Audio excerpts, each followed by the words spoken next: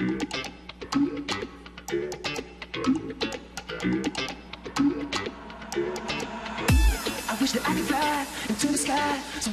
Fisheries Department has literally shifted its focus from the seas to the skies in a bold move to increase the capacity of its officers on the sea.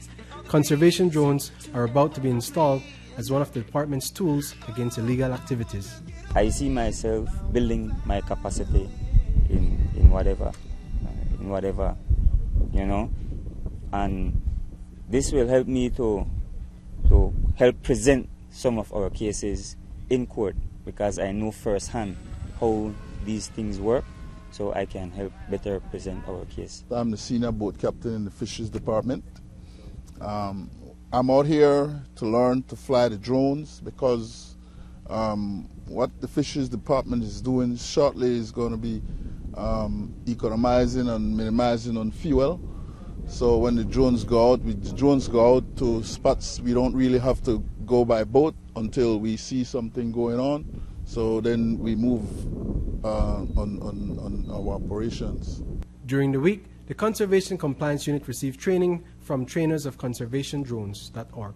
The final goal is to have all of these guys able to fly automatic missions from start to finish.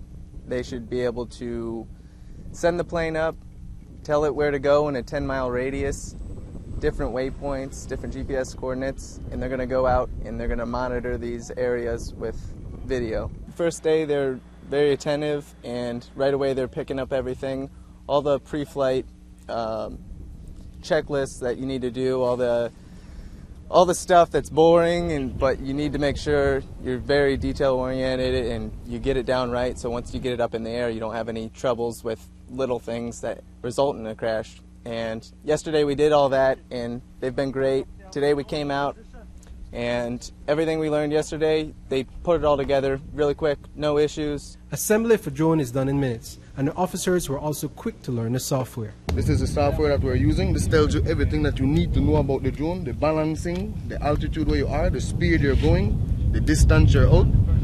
This here shows where the drone is right now, the little red marker there. This shows you where the drone is. This here is what you use to navigate. This tells you that the drone is level, you're zeroing. This is the altitude, we're on the ground now, so it's on the ground level. All of these things there, this shows you the distance that you're up. This shows you the speed that you're going. Well, the drone is stationary now, so it won't have any speed.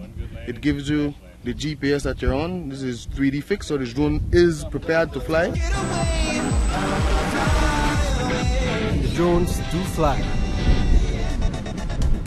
The specifics of flight time, the height that they can reach, or how low can you fly? Flight time is going to be about 80 minutes, which is really good for these planes. And the altitude, you can go pretty high, I would say comfortably 400 meters. And generally when you're flying with video, you only want, maybe 120 meters for good video quality. So that's the main goal. In terms of the range? The range is 10 miles telemetry range, which is the computer range where it can still communicate with the plane. And the actual radio controlled range is a little less, more in the 1 mile range, but at that point you don't have a visual on your plane, so you don't need to be controlling it. It should all be automatic once you get out of that range. How do you get it back if it's out of the range? There's 6 different modes, and one is return to launch. And anytime you put it in that mode, it's going to go to a specific altitude, usually 100 meters, and it's going to head back to the point where you powered the plane on, and it's just going to circle that point. So at any point, you can put it in return to launch, and it's going to come back to you. After the fisheries officers prepare their case files, the acting prosecutor for the department, Calman, would then take the evidence and the accused to the magistrate court. With the drones, the addition of the GoPro cameras, how do you see that playing an effective role in your job as the acting prosecutor for the Fisheries Department? Well, that will give us more leverage where we have a more secure evidence when we go to present a case. It's not just you can just take any evidence and present it to the court, but with that where you're actually on the ground. They can see you doing this actual illegal activity in this certain area. When sometimes you have many of them go to court and say, I was not there, I was not at this point. But now with the drones and with the camera, when they do their survey, fly over, and it is caught on the camera, then there is no way they can come and say that it's not them and I was not in the area and I did not have this type of sea product. At the end of the successful week-long training, today 2 fully operating drones and 2 test drones were handed over to Fisheries Administrator Beverly Wade. Over the years, we've enjoyed and benefited from a very strategic partnership with the Wildlife Conservation Society, and they have worked with the Fisheries Department to promote sustainable fisheries in Belize. One of the things that we have grappled with over time is the high cost of enforcement activities, and we have a very immense coastline, and we have been looking at new ways, new innovative approaches to enforcement in Belize. And one of the things that Wildlife Conservation Society has now partnered with the Fisheries Department with is for us to now introduce new technologies to enforcement.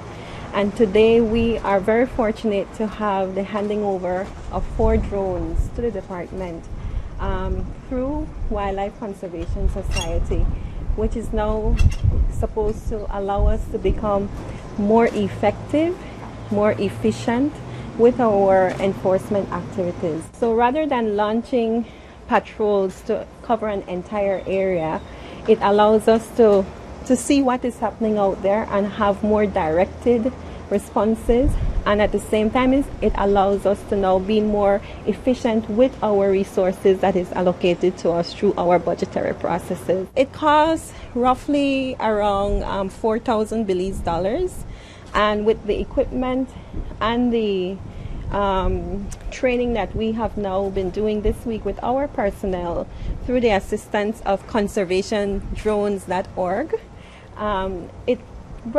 it costs roughly around $6,000 per unit. So what we have benefited from is a sizable donation, plus or minus $25,000 from WCS. If we have compliance with our fisheries laws, it means that our resources will now have a greater chance of being utilized sustainably and allow us to now continue to make efforts, great strides in conservation and sustainable use. The applications for drones are endless. They can be used to monitor manatees and also mapping of areas. For WCS, Pastor Sanchez reporting.